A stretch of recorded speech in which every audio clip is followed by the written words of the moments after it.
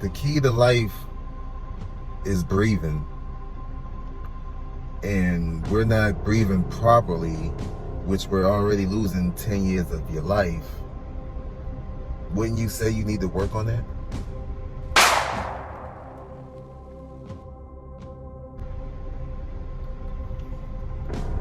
As I continue to work on my breathing, I'm realizing I have to reverse how I breathe.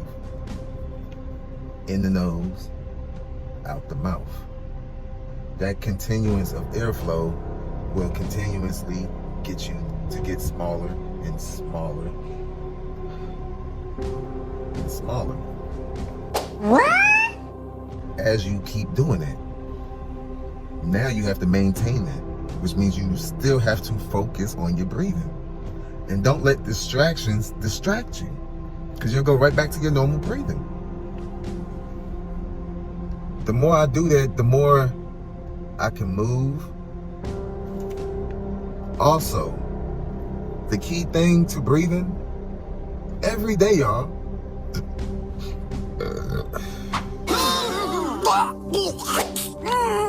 make yourself burp. Burping is also known as belching or eructation. Burping is a sudden gas escape of air from the esophagus into the pharynx or throat region, which usually has a distinctive sound.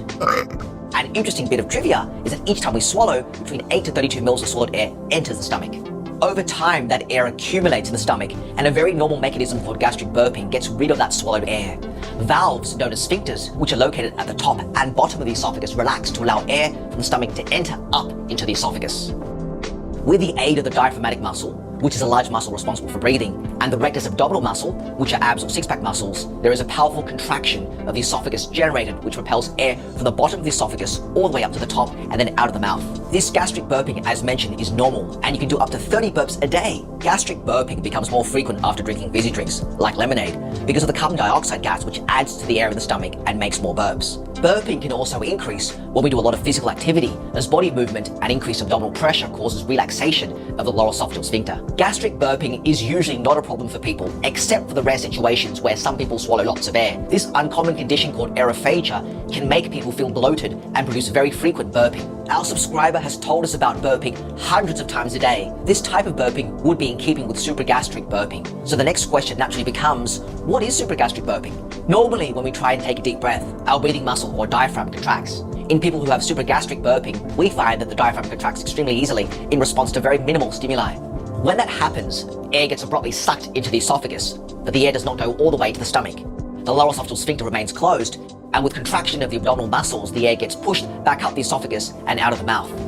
People that have supragastric burping can find it markedly affecting their quality of life, and indeed, supragastric burping has been associated with anxiety and other psychiatric disorders. Behavioral therapies can be helpful in treating this condition, as well as special exercises that focus on the proper use of the diaphragm muscle. These special exercises work to address the diaphragmatic contractions that so easily trigger supragastric burping. We're going to be showing diaphragmatic breathing exercises in a future animation, so stay tuned for You will get so much relief out your body.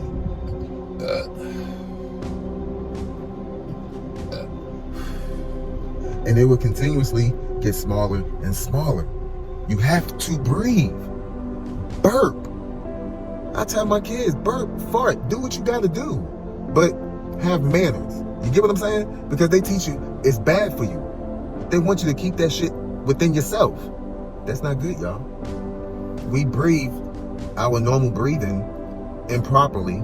Therefore, all the air we put into our body gets trapped right into our body. So we got the sun, and we got the water. Next is the air. You have to breathe correctly. 98% of the so-called black community do not know how to breathe. A lot of us are mouth breathers. Mouth breathing messes up your bone structures. Mouth breathing bring in bacteria inside your mouth that you don't need. Mouth breathing actually bring up the nitrates in your bloodstream. Bacteria, when you look at the bacteria that's inside the body from mouth breathing, the bacteria is associated with your decomposing bacteria. These are bacteria that like to decompose and break down your cells. So technically, being a mouth breather and not breathing properly or getting an adequate amount of oxygen in the bloodstream to exchange, oxygen for carbon dioxide by way of hemoglobin or what you call iron phosphate, this actually shorten your lifespan. So not knowing how to properly breathe take 10 years from your life. Can you demonstrate how to properly breathe? Yeah, so you breathe in for your nasal passage, you breathe out your mouth. So a correct breath, and it's supposed to be a timely breath. So a real breath is supposed to be down to 70. Your heart's supposed to literally get to 70 to 80 beats per minute. That's a true breath. So you breathe in. When you breathe in, your stomach comes out. So when you breathe, your gut comes out. A lot of people do reverse breathing, where they breathe in and their stomach go in. That's an incorrect rep. So when you breathe, your stomach go out. Hold it, 1, 2, 3. Then you exhale through the actual mouth. This is called diaphragmatic breathing because it's a diaphragmatic muscle that actually elongates the lungs and bring it back in. So then you breathe out. So you breathe in through your nasal passage, breathe out your mouth. That's a correct breath. Conscious breathing is the reason why a lot of us are not living long, because we don't know how to consciously breathe. When you're breathing and you're moving that diaphragmatic muscle, you have one of the biggest lymph nodes in your body called the sternum. All around your whole body, all in your joints. This is why you can't move. And then it starts to get hard and all this shit, and it tightens up, and this is your body over time. So you have to constantly break it up. It's no different than your knees. You got to break all that up so you can loosen it up so you can have mobility.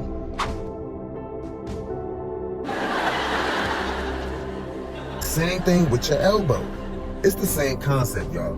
Your knees is no different than your elbows. Your shoulders is no different than your hips. You have to move it.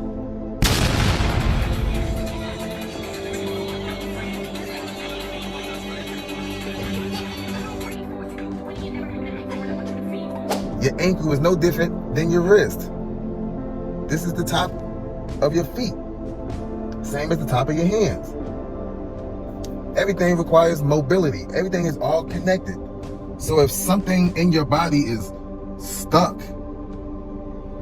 which fluid is stuck all in our body because we're not working and getting the fluid moving around because we can't see it, therefore we don't give a fuck about it. These are the little keys of making time for yourself and paying attention to your body. Man, we gotta wake up, y'all. It's the goal for the day, y'all. Man, get somebody to smile and make sure you smile. Yeah, that's where I'm going right now.